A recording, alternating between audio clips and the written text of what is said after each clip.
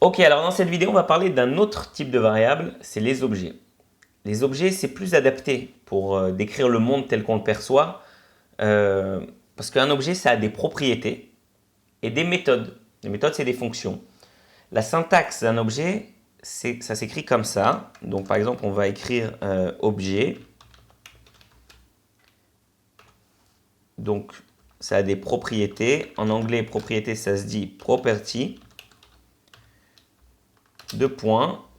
Et l'intérieur de la propriété. Donc là, c'est property, pardon, name et property value, la valeur. Okay, il peut y avoir plein de propriétés. Donc là, on va mettre par exemple 1, 1. Voilà. Et là, par exemple, 2, 2. Bon, il peut y en avoir des tas. Et ensuite, bon, quand les objets ils sont longs, il vaut mieux les écrire comme ça, c'est-à-dire à la ligne. Chaque propriété sur une ligne, c'est plus clair. Ok, donc voilà pour la syntaxe. Là, c'est mon objet, c'est-à-dire le nom de mon objet. Là, c'est sa propriété numéro 1 avec la valeur de la propriété, sa propriété numéro 2 avec la valeur. J'ai dit que ça peut même avoir des méthodes. Donc ça peut être par exemple méthode numéro 1. Bon, la méthode, j'ai dit que c'était des fonctions, donc ça commencera toujours par function. Là, vous mettez la déclaration de votre fonction, si elle prend des paramètres ou pas, et la déclaration de la fonction complète. Ok. Donc le mieux, ce qu'on va faire, c'est qu'on va faire un exemple d'un objet ensemble. On va commencer simple.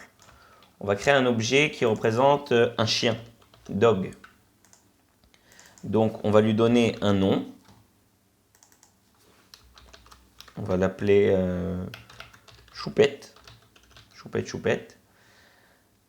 On va lui donner ensuite une couleur, donc color, blanc, entre guillemets. Voilà. Et on va lui donner un âge. Voilà, 4 ans, Choupette. Ok, donc vous voyez bien ce que j'ai écrit là et comment je l'ai écrit. C'est important, la syntaxe. Donc, c'est entre crochets, fini par un point-virgule parce que c'est juste une déclaration d'un objet, c'est-à-dire c'est une déclaration d'une variable de type objet qui est là dans mon objet. Donc, j'ai une propriété name dont la valeur est Choupette, une propriété color dont la valeur est white et une propriété âge dont la valeur est 4. Voilà, pour maintenant accéder à ces propriétés, c'est-à-dire que là, je viens de déclarer un objet. Maintenant, imaginons que je veux accéder à une propriété en particulier. Par exemple, l'âge. J'aimerais imprimer l'âge de dog. Donc, comment je fais ça? Donc, j'écris dog.âge. Vous voyez? Donc là, il m'a écrit le 4. La même chose, si j'avais fait .name, il m'aurait écrit le choupette. Ok, ça c'est une des possibilités. Il y a une autre possibilité qui consiste à mettre des crochets carrés comme ça et mettre le nom de la propriété. C'est-à-dire, par exemple, name. Mais entre guillemets, c'est-à-dire comme une string. C'est-à-dire ce qui vient entre les crochets, ça sera une string qui correspond au nom de la propriété. Par exemple, dog name, il va me mettre choupette encore. Mais dog color, en string, il va me mettre le white. Ok, âge, il va me mettre le 4. Donc ça, c'est des façons d'accéder aux propriétés de nos objets. Ah oui, j'aimerais aussi vous montrer autre chose qui est valable sur plusieurs types, hein, comme sur les arrays aussi, mais voilà sur les objets comment on fait une boucle pour lister toutes les propriétés de l'objet. Donc là, on va faire var property comme propriété, in dog, c'est le nom de notre objet qu'on vient de définir plus tôt. Et là, on veut qu'il nous fasse un console log de dog.property. Ça ne va pas marcher. Voilà. Parce que property, c'est une string. Et donc, ce qui aurait pu marcher, c'est par exemple faire ça. Dog property. Donc là, il m'a bien écrit l'intérieur de chacune de mes propriétés. Vous voyez, choupette, white, 4. Et il l'a fait en boucle. C'est-à-dire que d'abord, il a écrit la propriété numéro 1, c'est-à-dire property. En gros, ce qui se passe, c'est que à la première exécution du for, property prend la valeur de la propriété numéro 1, c'est-à-dire name. Maintenant en format string, c'est-à-dire avec des guillemets. Donc, quand je fais console log de dog name, il m'écrit le choupette. Ensuite, il revient ici. Il y a encore d'autres propriétés dans dog? Oui, il y a color. Donc, de console log dog color. Après, ensuite, la même chose jusqu'à âge, console log dog de âge 4. Et ensuite, il s'arrête. Donc, il m'a écrit les 3 propriétés et il s'arrête. Ok, donc ça, c'était pour le for. Là, on a vu comment on a créé un objet directement comme ça. Il y a une autre façon de créer un objet qui peut tout simplement consister à faire, par exemple, utiliser le constructeur de la classe objet, donc new object, et ensuite donner chacune des valeurs. Par exemple, j'aurais pu faire dog name égale, directement faire comme ça, égale à choupette, point virgule. La même chose avec dog.color égale à white.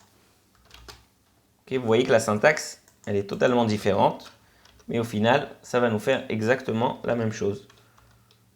Donc là, dog.age, on va lui changer l'âge juste pour que vous voyez que quand j'imprime à l'écran, ça a changé.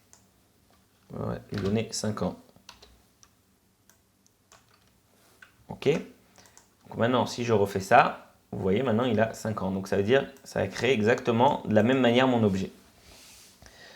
Donc voilà une autre façon de créer des objets. Donc j'ai dit qu'un objet, ça a des propriétés et des méthodes. Ok, donc on va essayer de lui créer une petite méthode. Ça, on va l'enlever là pour l'instant. On va lui donner la méthode aboyer. Ok, dog, il aboie. Ok, donc les méthodes, c'est des fonctions. Donc comment j'écris ça? Function. Donc aboyer, ce qu'on va faire comme fonction, c'est c'est une fonction qui ne prend aucun paramètre. Ok, et qui n'en renvoie aussi aucun. On va la mettre directement. On peut la mettre, comme ça va être une fonction courte, je vais la mettre dans la même ligne, ça sera plus simple. Cette fonction, qu'est-ce qu'on va écrire dans le corps de notre fonction? Vous vous rappelez que les fonctions, elles ne sont pas obligées de prendre des paramètres, elles ne sont pas obligées de retourner de valeur. Donc on va juste faire un console log dans le corps de notre fonction. Et le console log, qu'est-ce qu'il va écrire à l'écran? Il va écrire waf waf. Ok, donc vous voyez la syntaxe de la fonction. Là, c'était l'endroit normalement où on met les paramètres. Et là, c'est le code qui est exécuté entre crochets. Et je finis ça par un point virgule parce que cette fonction-là, là, je l'ai déclarée et j'attribue cette fonction à aboyer. Maintenant, je ne l'ai pas exécutée. C'est-à-dire que si j'écris ça, il ne se passe rien. Je n'ai pas exécuté ma fonction. Je l'ai juste déclarée et je l'ai attribuée à la méthode aboie de dog. Voilà ce que je viens de faire. Maintenant, si je veux faire aboyer mon chien, eh ben là, je dois écrire dog.aboie. Et vu qu'il s'agit d'une fonction, je dois utiliser des parenthèses pour dire exécute la fonction. Et là, il m'écrit voif voif. Ok. De la même manière, si c'était une fonction qui prenait des paramètres, par exemple, j'en sais rien, on va dire, vous savez quoi? On va faire une fonction qui imprime le nombre de waf en fonction du paramètre que je lui ai donné, number. Et là, on va faire un petit for. On va dire, on va faire un while pour changer. While number est supérieur à 0, alors console log de voif voif. Et on fera console log de voif voif. Et surtout, ne pas oublier, pour ne pas rentrer dans une boucle infinie, on va faire number moins moins. C'est-à-dire à chaque fois enlever un nombre. Ok, donc maintenant, si j'écris dog aboie de 4, Ok, je me suis trompé, pardon. C'est pas ça que je voulais faire. C'est comme ça, l'écrire WAF. Ok, là on le voit pas, mais il l'a écrit 4 fois. C'est pour ça qu'il nous écrit, quand le texte est le même, vous savez quoi, on va faire ça. Et on va faire... on va écrire juste le number avant.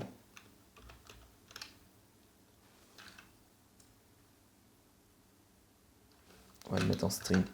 ToString. Vous vous rappelez de la fonction ToString? Voilà. Maintenant, si je rafraîchis, donc il va m'écrire 4 WAF, 3 WAF, 2 WAF, 1 WAF. Ok? Donc là, qu'est-ce que j'ai fait? J'ai donné une méthode à mon objet. Donc voilà, c'est tout pour les objets.